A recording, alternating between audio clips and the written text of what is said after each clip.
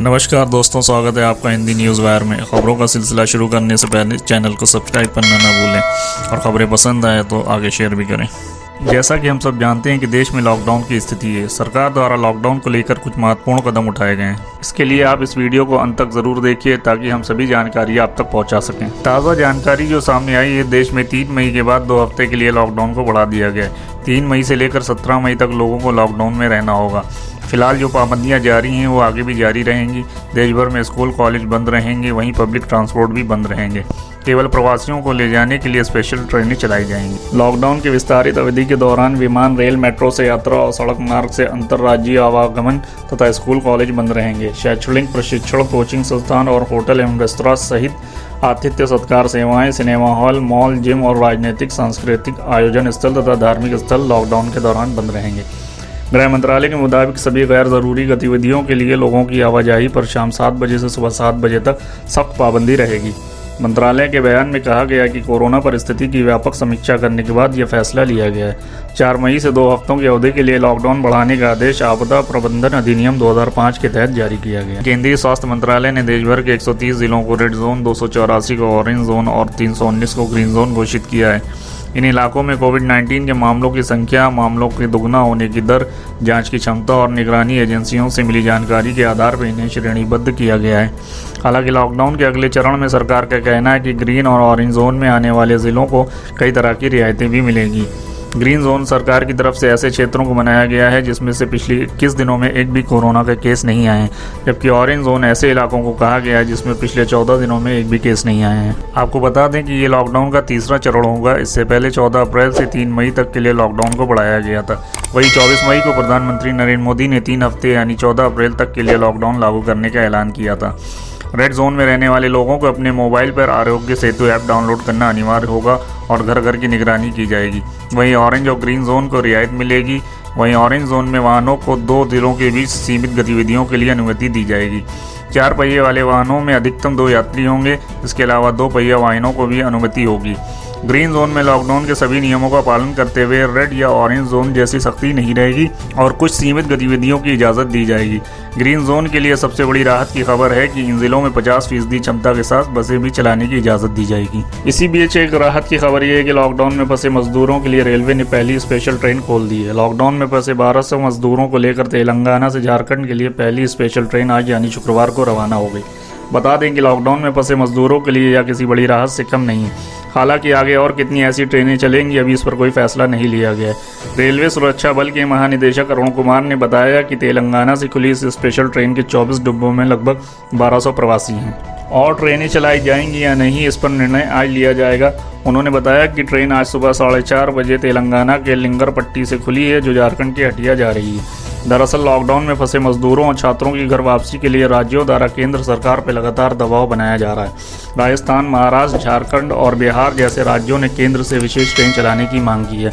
बिहार के उप मुख्यमंत्री सुशील कुमार मोदी ने गुरुवार को केंद्र सरकार से अपने प्रवासियों को वापस लाने के लिए स्पेशल ट्रेन चलाने की गुहार लगाई थी। सुशील मोदी ने गुरुवार को ट्वीट किया कि मैं विशेष ट्रेन से प्रवासियों की घर वापसी के लिए भारत सरकार से अपील करता हूं। इसके अलावा राजस्थान के मुख्यमंत्री अशोक गहलोत ने भी प्रवासियों की घर वापसी के लिए प्रधानमंत्री नरेंद्र मोदी को चिट्ठी लिखी है। वहीं बताया जा रहा है कि झारखंड के मुख्यमंत्री हेमंत सोरेन ने मजदूरों की वापसी के लिए स्पेशल ट्रेन चलाने की मांग को लेकर रेल मंत्री पीयूष गोयल से बात की। सरकार द्वारा प्रवासी मजदूरों के लिए गए इस फैसले से आप कितना सहमत हैं, आप हमें कमेंट बॉक्स में ज़रूर बताएं। कोरोना संकट से निपटने के लिए देश में 17 मई तक लॉकडाउन बढ़ा दिया गया। इस बार बढ़ाए गए लॉकडाउन में कई रियायतें भी दी गई हैं। इनमें शराब की बिक्री को भी मंजूरी दे दी गई है। लॉकडाउन 3 में सभी जोन में शराब की बिक्री की अनुमति दी गई है। इसके साथ ही पान मसाला, गुटखा और तंबाकू को बेचने की भी इजाज़त दी गई है। हालांकि सिर्फ कंटेनमेंट जोन में ही शराब की बिक्री पर पाबंदी रहेगी।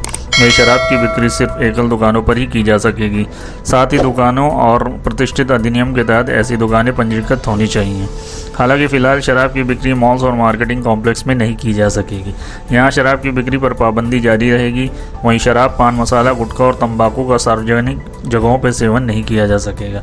सार्वजनिक जगहों पर इनका सेवन करने पर रोक रहेगी। साथ ही जो दुकानें शराब, पान मसाले की बिक्री कर रही हैं वो ये सुनिश्चित करेंगी कि लोगों के बीच में 6 फीट की दूरी रहे और सोशल डिस्टेंसिंग का पालन करवाया जाए। साथ ही दुकानों को इस बात को भी सुनिश्चित करना होगा कि एक वक्त में दुकान पर 5 से ज़्यादा लोग ना हों।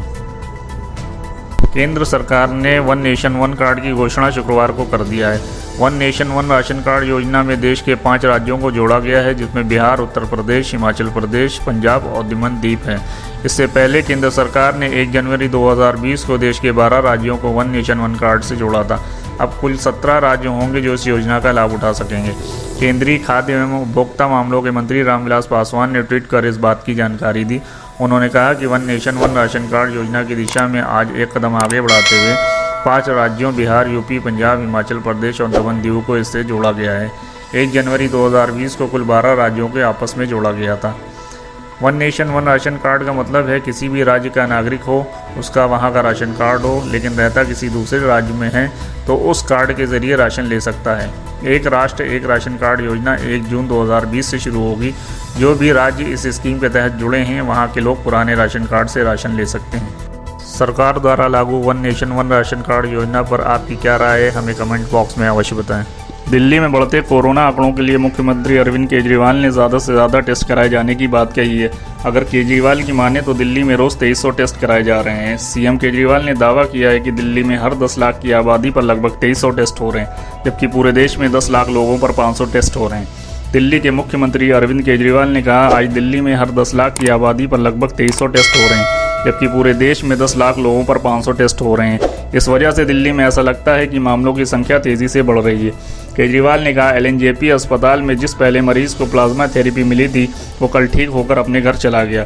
उस मरीज की हालत काफ़ी गंभीर थी। प्लाज्मा थेरेपी के नतीजे अभी अंतिम नहीं हैं। हम अभी ट्रायल कर रहे हैं। दिल्ली में प्लाज्मा थेरेपी के ट्रायल पूरे ज़ोर शोर से चल रहे हैं। पिछले 2 दिनों में बॉलीवुड ने 2 महान फिल्मी कलाकारों को खोया है। पहले बुधवार 29 अप्रैल को इरफान खान का निधन हुआ और फिर उसके बाद 30 अप्रैल ऋषि कपूर ने सिनेमा की दुनिया को हमेशा के लिए अलविदा कह दिया। इन दोनों के निधन से पूरा देश शोक में डूबा हुआ है। अभी इनके निधन से लोग उभरे भी नहीं थे कि इसी बीच बॉलीवुड का एक और सितारा इस दुनिया को हमेशा के लिए अलविदा कह गया। जी हाँ, प्रोड्यूसर्स गिल्ड ऑफ इंडिया के CEO कुलमीत मक्कड़ का निधन हो गया है। 60 साल के कुलमीत का निधन दिल का दौरा पड़ने से हुआ है। इस बात की जानकारी फिल्म मेकर करण जौहर ने ट्वीट करते हुए दी है। खबरों की माने तो कुलमीत मक्कड़ का निधन आज शुक्रवार को हिमाचल प्रदेश के धर्मशाला में हुआ। उत्तर प्रदेश के मुख्यमंत्री योगी आदित्यनाथ ने अंतर्राष्ट्रीय मजदूर दिवस पर श्रमिकों और कामगारों को बड़ा तोहफा दिया। आज एक साथ 30 लाख श्रमिकों को भरण पोषण भत्ते का उपहार दिया गया। मुख्यमंत्री की तरफ से हर श्रमिक के खाते में 1-1 हज़ार रुपये का भरण पोषण भत्ता दिया गया है। मुख्यमंत्री योगी आदित्यनाथ ने कहा कि राज्य सरकार ने 30 लाख मजदूरों को भत्ते की किस्त जारी की है। साथ ही शुक्रवार को मई दिवस के मौके पर राशन देने की दूसरी किस्त की भी शुरुआत की गई। उन्होंने कहा, आज हम एक बार फिर से अपने 30 लाख श्रमिक वर्ग को दूसरी बार भरण पोषण भत्ता की राशि जारी कर रहे हैं। योगी ने आगे कहा, आज हम उत्तर प्रदेश के 18 करोड़ लोगों को पोर्टेबिलिटी के माध्यम से खाद्यान्न उपलब्ध कराने की कार्य योजना को आगे बढ़ा रहे हैं। उत्तर प्रदेश का कोई भी कामगार या श्रमिक अगर देश के किसी भी हिस्से में रहता है और उसके पास उसका राशन कार्ड नंबर है तो उसके माध्यम से वहाँ की कोटी की दुकान से वो अपना राशन ले सकता है। मुख्यमंत्री ने कहा कि यूपी सरकार ने निर्माण श्रमिकों, रोज़ कमाने वाले ठेली, खेमचा, रेहड़ी, रिक्शा, ई रिक्शा, कुली, ग्रामीण और शहरी क्षेत्र में 16 श्रेणी के कामगारों, धोबी, मिस्त्री, मोची, नाई, कुम्हार, राजमिस्त्री आदि के लिए भरण पोषण भत्ता देने की व्यवस्था की है। मुख्यमंत्री ने कहा, हम 18 लोगों को पोर्टेबिलिटी के माध्यम से खाद्यान्न उपलब्ध कराने की कार्य योजना को आगे बढ़ा रहे हैं। हमने अब तक 2 चरणों में 18 करोड़ लोगों को उत्तर प्रदेश के अंदर खाद्यान्न उपलब्ध कराया है। पहले चरण में उत्तर प्रदेश से जुड़े हुए हमारे कामगार, श्रमिक, मनरेगा मजदूर और अन्य नागरिक थे, उनको खाद्यान्न उपलब्ध कराया गया। दूसरे चरण में भारत सरकार की योजना के अंतर्गत निःशुल्क खाद्यान्न उपलब्ध कराया गया। आज हम फिर से उत्तर प्रदेश के 18 करोड़ नागरिकों को खाद्यान्न उपलब्ध कराना शुरू कर रहे हैं।